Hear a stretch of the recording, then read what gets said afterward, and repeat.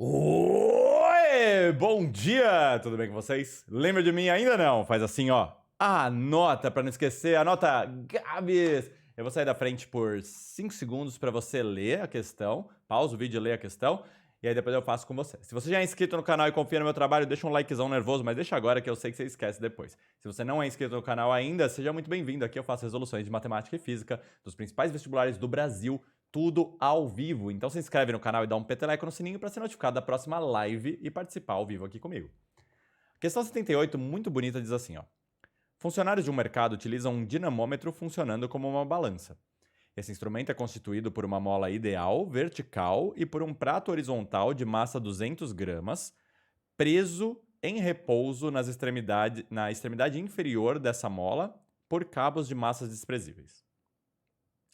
Ao utilizar esse dinamômetro, um funcionário deixa um pacote de café cair verticalmente a partir do repouso no centro do prato de uma altura de 45 centímetros em relação a ele, conforme a figura.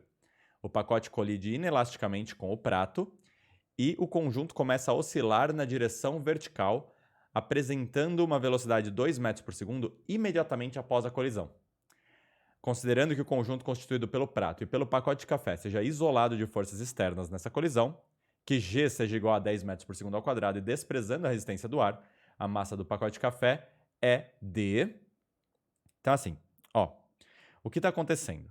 Esse pacote ele vai cair a partir do repouso, certo? Essa é a primeira parte do exercício, que é um exercício de conservação da energia mecânica. Se não existem forças dissipativas, como resistência do ar, por exemplo, a energia mecânica num ponto é igual à energia mecânica no outro ponto.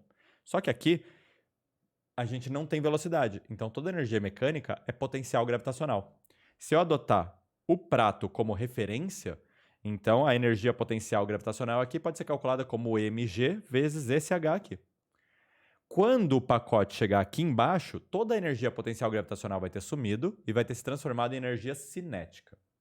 Fazendo a igualdade dessas duas fórmulas, eu vou conseguir descobrir a velocidade que o pacote de café tem logo antes da colisão. E na colisão entra a segunda parte desse exercício. Colisão é gatilho mental para quantidade de movimento, né? Ou momento linear, se você preferir. Tá legal? E ele falou colisão totalmente inelástica. Significa que a quantidade de movimento antes da colisão é igual à quantidade de movimento depois da colisão, e como a colisão é totalmente inelástica, eu vou tratar os dois corpos, o pacote de café e a bandeja, como um corpo só. Beleza? Ele ainda falou que o sistema vai começar a oscilar, e eu fiquei com medo dele ainda pedir alguma coisa de movimento harmônico simples, mas ele não pediu, ele parou por aí, ele só quer saber a massa da sacola. Eu vou escrever que a massa da sacola é M minúsculo e eu vou escrever que a massa do prato é de 200 gramas, tá legal? Além disso, ao invés de escrever 45 centímetros, eu vou escrever 0,45 metros, porque vai ser importante na primeira parte do exercício. Energia potencial gravitacional é dada pela fórmula mg/h. E energia cinética é dada pela fórmula mv² sobre 2. Beleza? Como toda a energia potencial gravitacional nesse ponto se transforma em energia cinética de movimento nesse ponto, eu posso igualar essas duas fórmulas e, para nossa alegria, o m vai embora. Porque eu não sei mesmo. Eu não sei a massa do saco de café, concorda? Então, ele ter ido embora foi bem útil pra gente. Esse v que eu vou descobrir aqui, ó, é a velocidade logo antes da colisão, beleza? Então a gente tem a colisão do saco, né? Logo antes ele tinha uma velocidade e logo depois ele vai ter uma velocidade. A velocidade logo antes vai ser calculada por esse v aqui, tá bom? Esse v, portanto, pode ser calculado fazendo 2 vezes g vezes h na raiz. Gabs, que fórmula é essa? Existe essa fórmula, mas eu nem estou pensando em fórmula. Eu só passei o 2 multiplicando aqui e tirei a raiz. Tá legal? Aí qual que vai ser a velocidade, então, logo antes da colisão?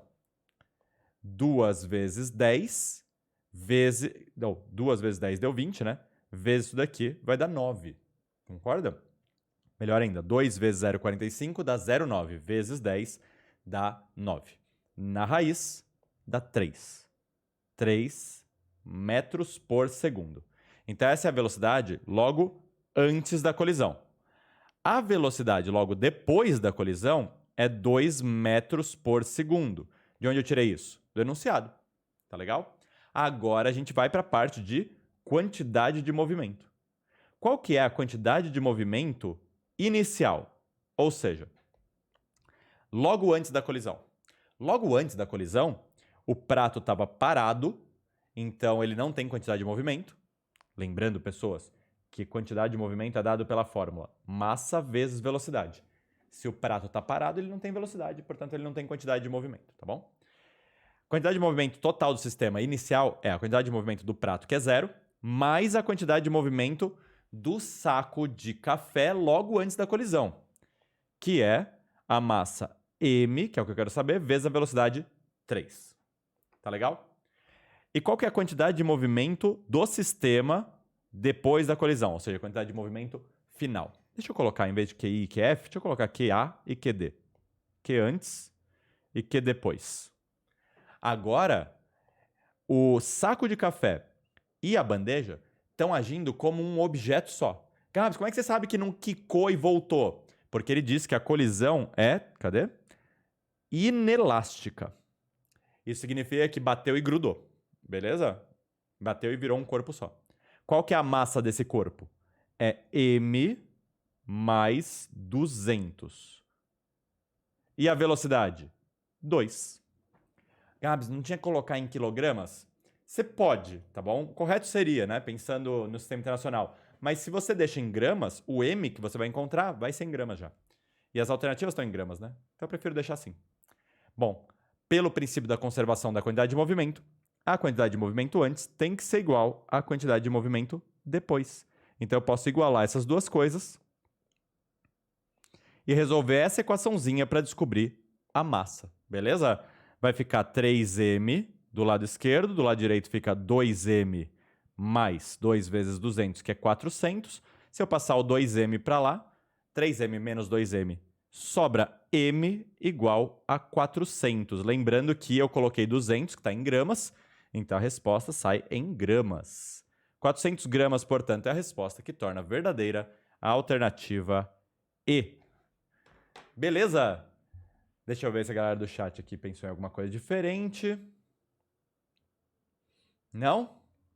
Então tá bom. Se você teve dúvidas, manda aqui nos comentários que eu tiro para você. Se você gostou do vídeo, deixa um like para me ajudar com o canal. Muito obrigado a todos vocês que apoiam o canal. Sempre prazerzaço revê-los. Um beijo e até a próxima resolução. Tchau!